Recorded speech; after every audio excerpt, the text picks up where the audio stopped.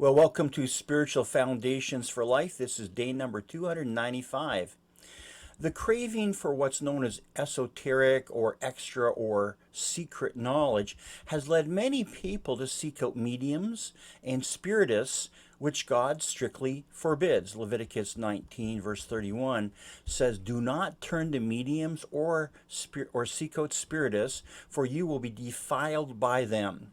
I am the Lord your God."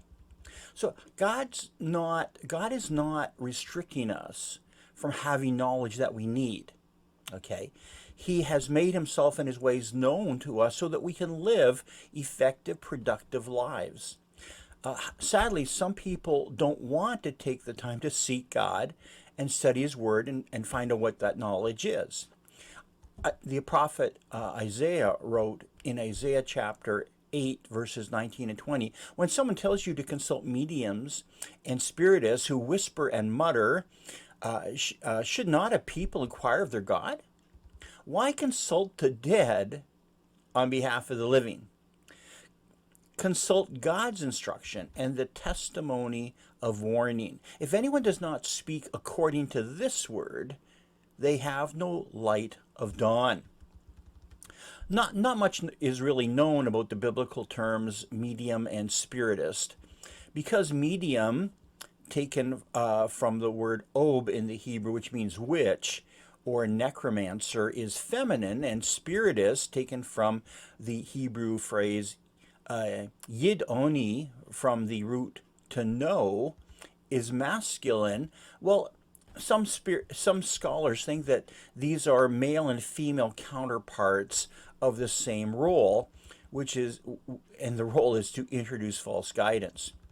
The Lord does not take lightly those who give false guidance or those who seek it out. Leviticus chapter 20, verse 6 says, I will set my face, this is God talking, I will set my face against anyone who turns to mediums and spiritists to prostitute themselves by following them, and I will cut them off from their people. Well, God takes an even tougher stand to those who would lead his people astray.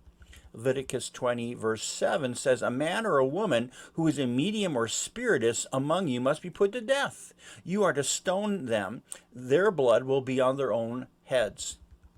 Now, we don't stone mediums today because we no longer live under the old covenant or the Old Testament theocratic law. We are now under Christ's new covenant.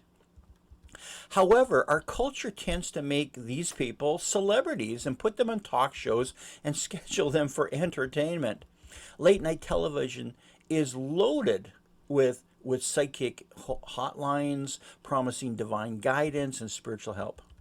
Many people, including gullible Christians, have sought out their false guidance and found themselves in spiritual bondage. God doesn't want such false guidance to pollute his people, the church, and so he cuts them off. Younger Christians naively participate in what they think are just harmless parlor games.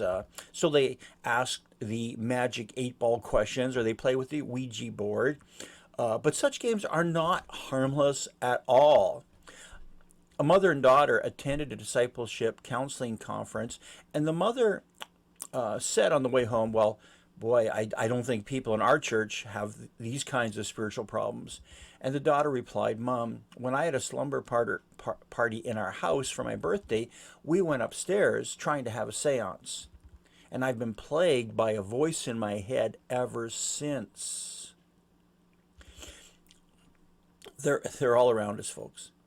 To resolve spiritual conflicts arising from false guidance, it is necessary to renounce all involvement and association with false teachers, false prophets, and any and all cult and occultic practices.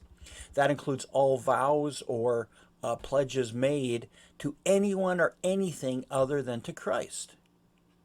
The need to do this also applies to our children and grandchildren whose ancestors participated in any type of idolatry or false guidance, as seen in Exodus chapter 20, verse 4 and 5. Well, Paul says in 2 Corinthians chapter 4, verse 2, "We have renounced We have renounced secret and shameful ways. We do not use deception, nor do we distort the word of God. Our key point is that God will cut off from his people those who seek false guidance. And our key verse is 2 Corinthians chapter 7, verse 1. Let us purify ourselves from everything that contaminates body and spirit, perfecting holiness out of reverence for God. Well, God bless you. See you tomorrow for another episode of Spiritual Foundations for Life.